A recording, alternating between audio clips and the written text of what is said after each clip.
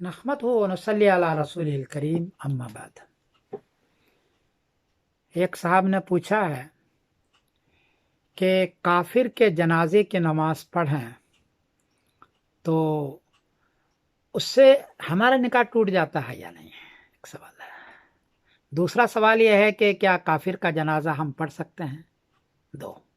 تیسرا سوال ہے کہ کافر کے جنازہ پڑھیں تو نہیں، لیکن وہاں جنازہ ہو رہا ہو اور ہمیں مجبوری کے درجے میں جانا ہو تو کیا ہم جا سکتے ہیں؟ یہ تین سوال ہے۔ پہلا سوال کہ کافر کا جنازہ پڑھ سکتے ہیں یا نہیں، تو کافر کی تین قسمیں ہیں۔ ایک وہ خود کہتا ہے کہ میں کافر ہوں، اس کا جنازہ نہیں پڑھ سکتے آپ۔ دوسرا یہ ہے کہ آپ کو اس کے اعمال سے پتہ ہے کہ وہ کافر ہے، اعمال سے پتہ ہے، اس کا بھی جنازہ آپ نہیں پڑھ سکتے۔ تیسرا ہے کہ وہ کہتا ہے کہ میں مسلمان ہوں، لیکن آپ کے سمجھ میں ہے کہ وہ کافر ہے۔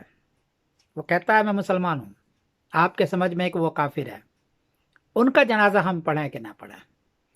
تو ان کے یہ ہے کہ احتیاط یہ ہے کہ نہ پڑھیں، لیکن اگر آپ کی مجبوری ہے تو آپ نماز پڑھ سکتے ہیں، اس لیے کہ وہ کہتا ہے مسلمان ہے، ظاہری طور پر اعمال ہے مسلمان کے، اس لیے آپ نماز جنازہ پڑھ سکتے ہیں۔ یہ تو جب ہے کہ وہ مسلمان ہے۔ اور اگر آپ نے کافر کی نماز جنازہ پڑھ لی، دوسرا سوال، تو آپ کافر نہیں ہو جائیں گے، یہ مسئلہ غلط ہے، آپ کافر نہیں ہو جائیں گے، اور ہاں گنہگار ہوں گے، آپ کافر نہیں ہوں گے، آپ کا نکاح نہیں ٹوٹے گا۔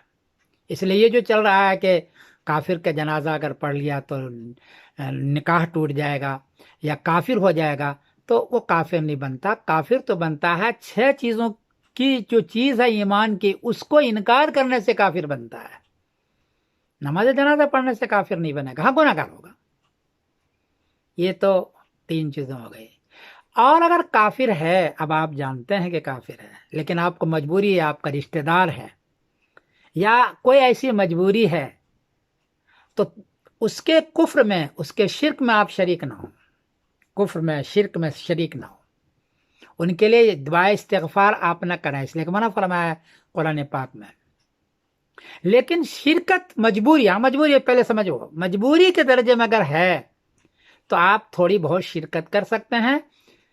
حضرت علی رضی اللہ تعالیٰ عنہ کے والد ابو طالب کا انتقال ہوا، حضرت ابو طالب کا، تو نبی کریم صلی اللہ علیہ وسلم نے فرمایا ان علی قال لما، کہ نبی کریم صلی اللہ علیہ وسلم نے فرمایا کہ ان کو جا کر کے ان کے طریقے پر علی دفن کر کے آؤ، اور کچھ بولنا نہیں کسی سے، یا آپ حضور پاک صلی اللہ علیہ وسلم نے فرمایا۔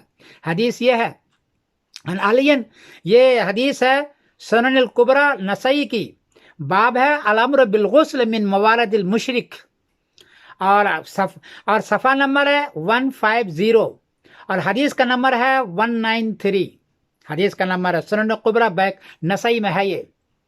ان علی رضی اللہ تعالیٰ عنہ قال لما مات ابو طالب اتیت النبی صلی اللہ علیہ وسلم، ابو طالب کا انتقال ہوا تو میں نبی کریم صلی اللہ علیہ وسلم کے پاس آیا، فقلت له ان امک الشیخ الزال قد مات، میں نے کہا کہ آپ کے چچا کا انتقال ہو گیا ہے، تو آپ نے فرمایا اذهب فواریہ، جاؤ اس کو دفن کر کے آؤ، فواریہ ان کو دفن کر کے آؤ۔ قلت انہ مات مشرکا، حضرت علی نے پھر دوبارہ کہا کہ وہ تو مشرک مرا ہے، آپ نے پھر دوبارہ فرمایا، حکم فرمایا نبی کریم صلی اللہ علیہ وسلم نے، اذهب فواریہ، جاؤ اس کو دفن کر کے آؤ، ولا تحدث شیئا حتی تأتینی، میرے پاس آنے سے پہلے کسی سے بات نہیں کرنا۔